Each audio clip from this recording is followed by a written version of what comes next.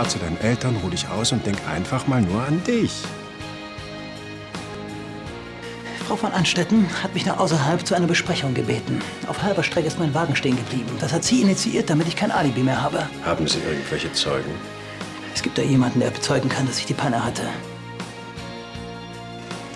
Also hör zu, Inga, Kann ich ein paar Tage bei dir bleiben?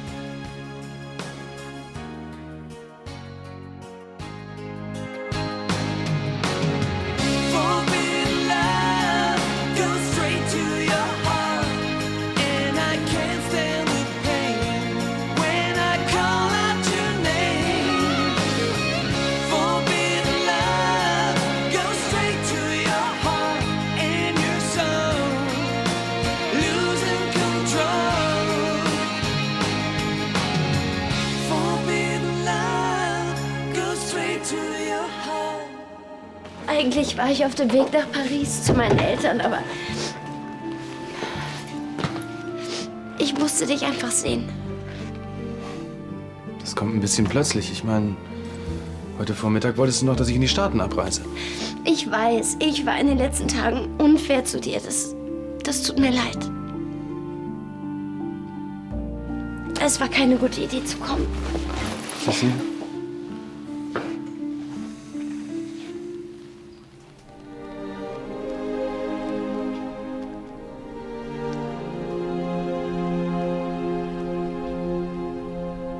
Dass mich jemand auf dieser einsamen Straße sehen könnte, damit haben Sie wohl nicht gerechnet. Was Sie mir da unterstellen wollen, ist lächerlich.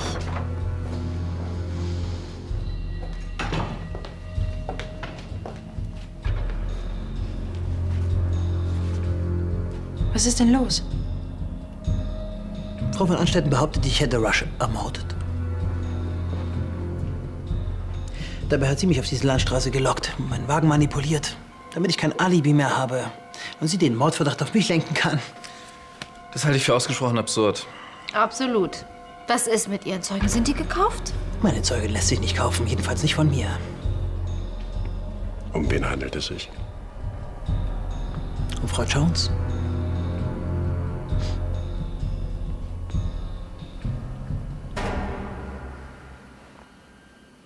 Mir ist überhaupt nicht nach Feiern zumute. Was denn? Nicht feiern deinen 18.? Den Eintritt in die Gesellschaft ermündigen. Wir laden Gäste ein. Nico kommt sowieso nicht. Und außerdem werde ich wahrscheinlich den ganzen Gästen die Laune verderben. Oh, wir werden dich schon in Stimmung bringen. Wie denn? Dann denke ich immer noch an Andi. Mann, ich bin schuld, dass er auf einem Auge blind wird. Er kann nicht mehr Motorrad fahren, er kann nicht mehr arbeiten, er kann überhaupt nichts mehr. Beim Bau des Kongresszentrums fällt genug Arbeit an, auch für Andi, sobald er nicht mehr krankgeschrieben ist.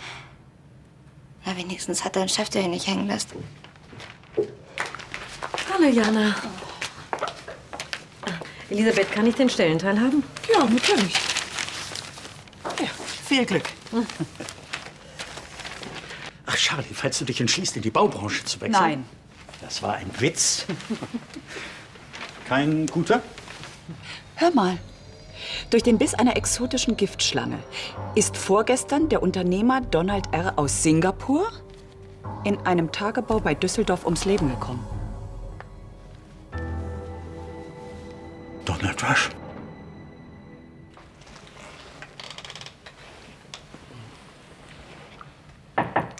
Leonard? Mist, ich hab nicht abgeschlossen. Wer ist das denn? Ich bin's, Inga.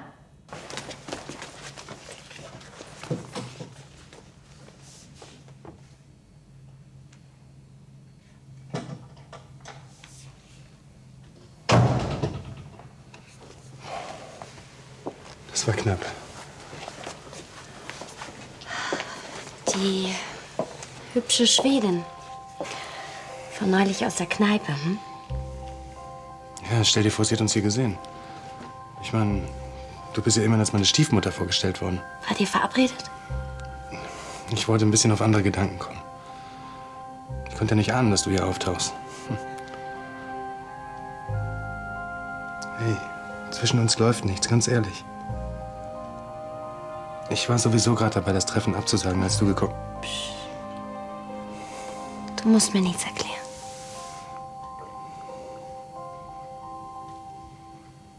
Ich nehme an, Silvia hat von meiner Verabredung mit Frau von Anstetten erfahren und hat mir nachspioniert.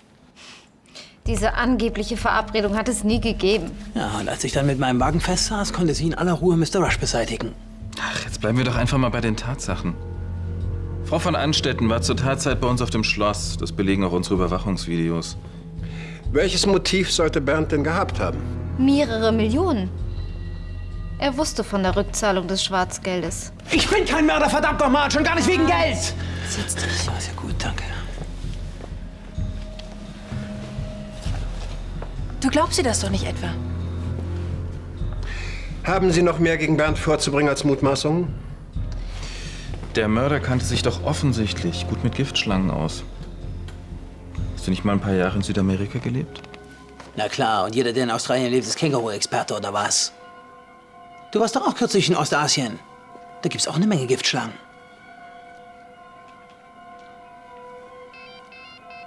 Entschuldigung, das ist vielleicht sehr wichtig. Moment. Ach, aber diese Unordnung. Ja.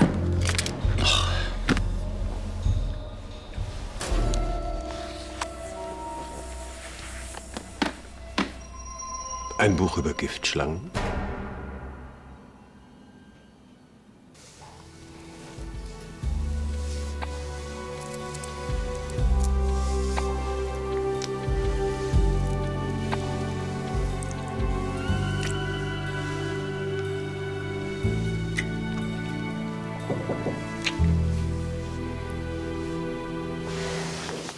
Hey, hab keine Angst, das war woanders.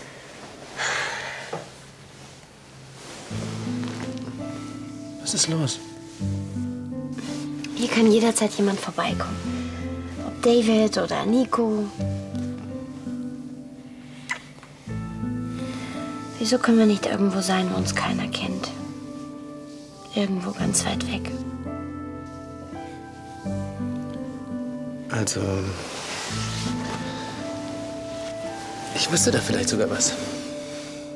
Naja, es ist nicht ganz aus der Welt, aber es ist ein wunderschöner Ort, an dem wir vor allem ganz ungestört sein könnten. Und das Beste ist, es ist nicht mal eine Stunde entfernt von hier.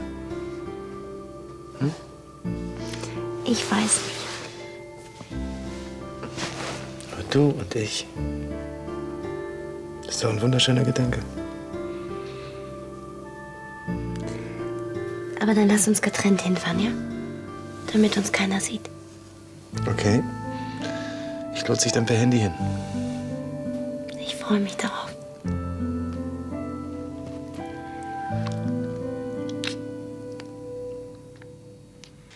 Dieses Buch habe ich noch nie gesehen. Keine Ahnung, wie das in meinen Koffer kommt. Ja, was gucken Sie mich jetzt so an? Glauben Sie, ich hab's da irgendwie reingezaubert? Meinst du nicht, das wäre ein geeigneter Zeitpunkt für ein Geständnis? Was hat Bernd euch eigentlich getan? Wollt ihr ihm jetzt beide einen Mord unterschieben? Ich finde allerdings auch, dass hier auffällig viele Indizien und Zufälle zusammenkommen. Vater, merkst du nicht, dass er sich nur rausreden will? Ich finde, wir sollten alles Weitere dem Kommissar überlassen. Das war ja klar! Ansgar, wie kannst du so einen Vorschlag Schluss machen? jetzt! Ich habe ja inzwischen begriffen, dass du deinem Schwager nicht über den Weg traust. Aber im Gegensatz zu dir scheint er ein Alibi zu haben. Bevor irgendetwas an die Polizei weitergetragen wird, möchte ich zunächst mit Frau Jones sprechen. Endlich mal ein konstruktiver Vorschlag. Wenigstens einer, der noch klar denken kann. Ich halte das für Zeitverschwendung, aber bitte. Ich habe übrigens noch zu arbeiten, du auch. Sie werden Ihr Vertrauen nicht bereuen. Silvia wird mein Alibi bestätigen. Und Silvia steht bestimmt nicht im Verdacht, Bernd aus Sympathie zu helfen. Ja, eine glaubhafte Zeugin. Warten wir ab, was Frau Jones sagt. Verdammt gefährliches Spiel, das du da spielst. Ich dachte, du liebst das Risiko. Ja, noch mehr liebe ich allerdings meine Freiheit. Wenn Beinbach seinen Kopf aus deiner Schlinge ziehen kann, dann wird mein Vater ganz schnell wieder mich verdächtigen. Vertraust du mir nicht? Bisher deuten alle Spuren auf Beinbach. Ja, das mit dem Schlangenbuch war ja schon mal nicht schlecht. Leider nützt uns das gar nichts, wenn die Jones für ihn aussagt. Ja, ich gebe zu, die Jones war in meinem Plan nicht enthalten. Aber was soll's? Neue Herausforderungen machen das Leben doch erst spannend. Sag mal, woher nimmst du eigentlich deine Selbstsicherheit? Erfahrung. Das Spiel dauert länger als 90 Minuten und am Ende gewinne immer ich. Ja, das soll mir alles recht sein. Hauptsache, du bringst Beinbach in den Knast. Mein Vater ist so naiv. Diesem Typ mehr zu vertrauen als mir.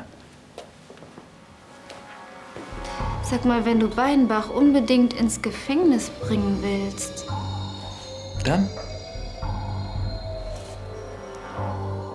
Wer sagt denn, dass nur dein Vater die Polizei einschalten darf? Und dieser Rush arbeitete mit Tanja zusammen. Sie war seine Repräsentantin hier in Düsseldorf für den Bau des Kongresszentrums. Erinnert ihr euch an meine Warnung? Wenn Tanja in dem Projekt steckt, muss etwas faul sein. Mich interessiert nur, ob bei der Finanzierung alles korrekt abläuft. Wir haben mithilfe von Sylvia Jones versucht, Genaueres herauszubekommen, aber leider ohne Erfolg. Sylvia hätte darüber fast ihre Stellung bei der Lahnstein Holding verloren. Dieser Mr. Rush wäre nicht der erste Tote, den Tanja auf dem Gewissen hat. Ja, kann denn dieser Mord jetzt Auswirkungen auf den Bau des Kongresszentrums haben? Das Projekt darf nicht platzen. Wir hängen drin mit unserem ganzen Vermögen. Gott, Charlie, wir stünden vor einem Schuldenberg, den wir niemals zurückzahlen könnten. Ich fahre an die Holding. Arno, warte, ich komme mit. Sylvia Jones. Vielleicht weiß sie Genaueres. Das könnte ich doch auch. Du weißt, ich habe den besseren Draht zu ihr. Hm? Tschüss.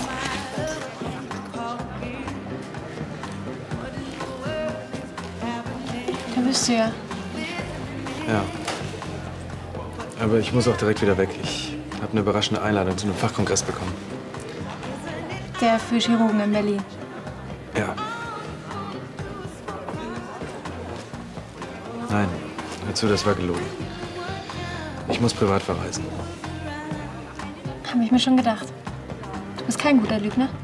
Sei mir bitte nicht böse. Ich finde dich wirklich nett und auch äußerst attraktiv, aber aus uns beiden wird leider nichts. Ja, schon verstanden. Habe ich dich wohl ein bisschen zu spät kennengelernt. Schade. Wer ist denn die Glückliche? Wovon sprichst du? Komm, du bist wirklich ein miserabler Lügner. Du verrätst doch nicht allein. Sag mal, hattest du im Grundstudium irgendwie als Nebenfach Psychologie oder? Also hör zu, ich muss mich wirklich beeilen, ja? Mach's gut. Ciao.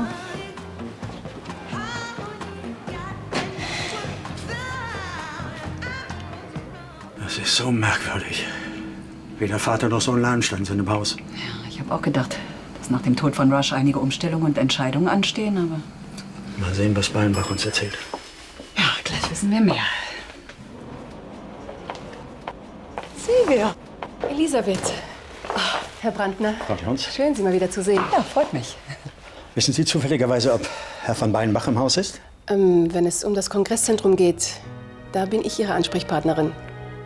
Wie, Sie sind die neue Controllerin? Ja.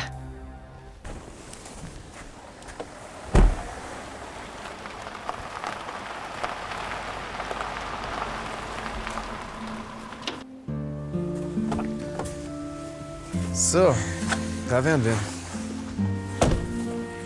Ja. Und?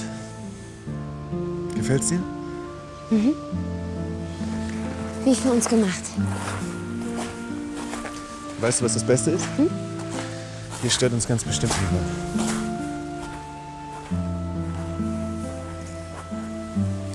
Davon habe ich immer geträumt. Ein paar Tage ganz mit dir allein. Das ist fast zu schön, um wahr zu sein. Ich kann dich gern kneifen. Wag es.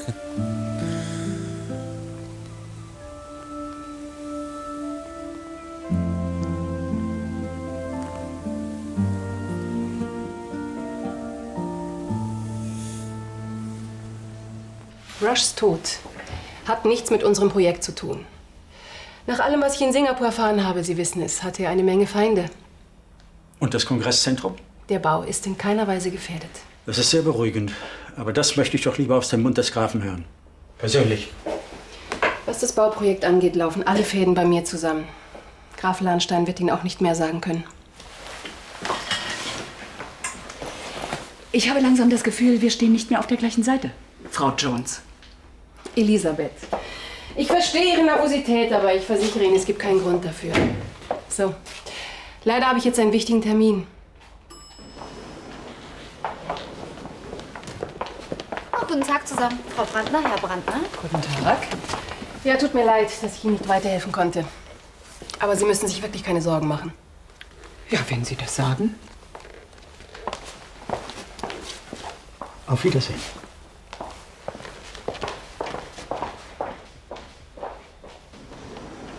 Ja, Ansgar, ich bin jetzt in der Holding. Ja, ich war noch kurz shoppen. Ich wollte mich eigentlich noch kurz erkundigen, ob sich mit Beinbachs Alibi irgendwas Neues ergeben hat. Ja, glaubst du ihm, dass er mit der Jones auf dieser angeblichen Landstraße war? Ja, alles hängt von ihr ab. Wenn sie sein Alibi nicht bestätigt, dann wandert er wegen Mordes hinter Gittern. Und tschüss.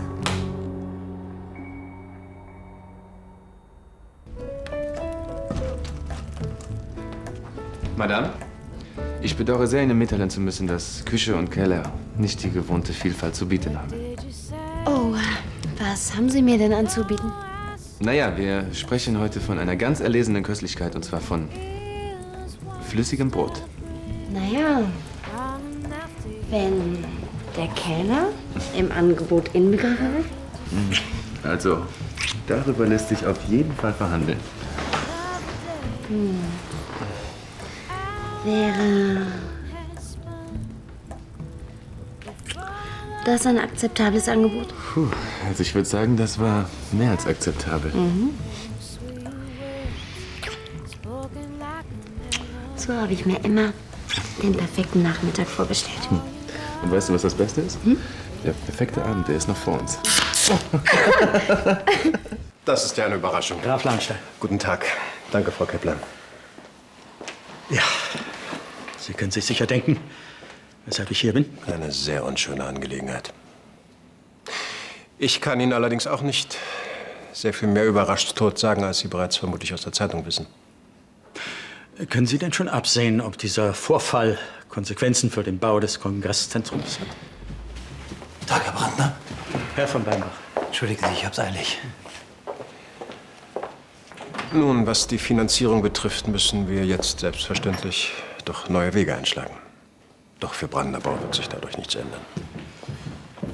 Haben Sie möglicherweise neue Ideen? Hey, Arno! Nico. Wolltest du mich besuchen? Wir hatten nur kurz etwas geschäftlich zu besprechen. Ja, aber das wäre ja nun geklärt. Sie möchten doch sicher noch etwas Zeit miteinander verbringen. Natürlich. Klar. Ja, dann viel Spaß noch miteinander. Wiedersehen. Na, geht's ins No Limits? Elisabeth kommt auch. Von mir aus können wir sofort los. Gut.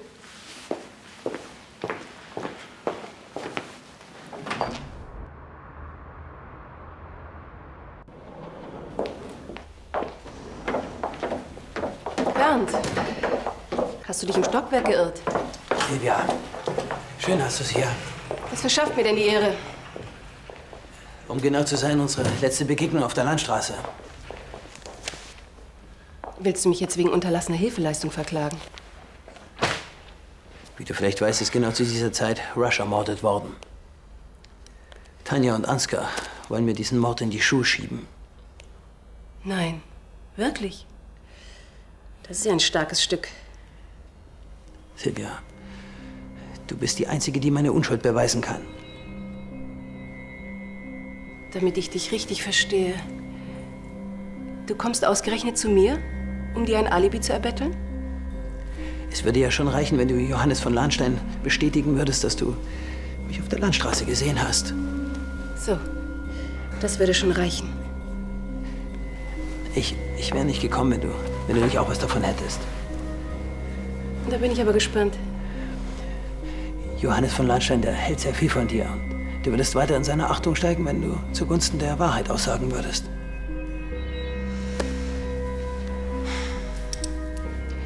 Sowas würde ich bestimmt nicht für dich tun. Aber schließlich geht's hier um die Wahrheit. Hey, Nicole, weißt du zufällig, ob Leonhard oben ist? Oh, da hast du Pech. Er hat mir gesagt, er fährt für ein paar Tage weg. Und den Besuch auf Königsbrunn hätte ich mir sparen können. Woher soll Graf Lahnstein auch genaueres über den Tod von diesem Rasch wissen? Ich nehme mal an, dass er aufrichtig war. Das glaube ich bei Silvia nicht. Richtig. Wer mit offenen Karten spielt, benimmt sich anders, was? Alleine die Art, wie die uns rauskomplimentiert hat.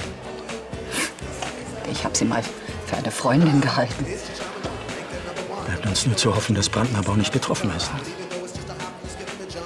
Okay, danke. Ernste Themen? Nein, nein. Wir haben gerade über Geburtstagsgeschenke nachgedacht. Mir ist nicht nach Feiern zumute. Das habe ich heute schon mal gehört. Hey, meinst du nicht, du könntest dich mit Jana wieder versöhnen? So eine Feier für euch Zwillinge? Nein. Doch, das wäre ein guter Anlass. Nein.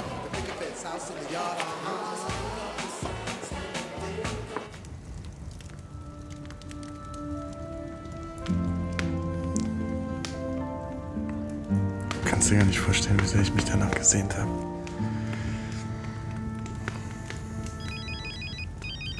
Oh. Also ich habe meins ausgeschaltet. Ich hab's vergessen. Ich hab noch dran gedacht, als wir reingekommen sind, aber dann muss mich irgendjemand abgelenkt haben. Dann lass es doch einfach klingen. Bitte.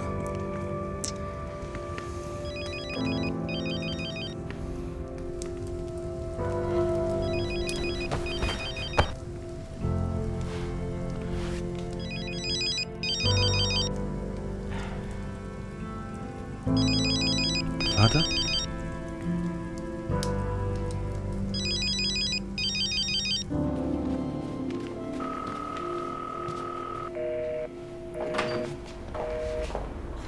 Johannes? Guten Abend, Frau Jones. Graf Lahnstein. Frau Jones ist gekommen, um mein Alibi zu bestätigen. Was? Silvia, jetzt bitte keine Spielchen. Erzähl, wie du mich auf der Landstraße gesehen hast. Was für eine Landstraße? Ich weiß überhaupt nicht, was du meinst. Aber du hast doch vorher noch gesagt, dass du bei der Wahrheit bleiben Graf willst. Lahnstein, ich weiß wirklich nicht, wovon er spricht.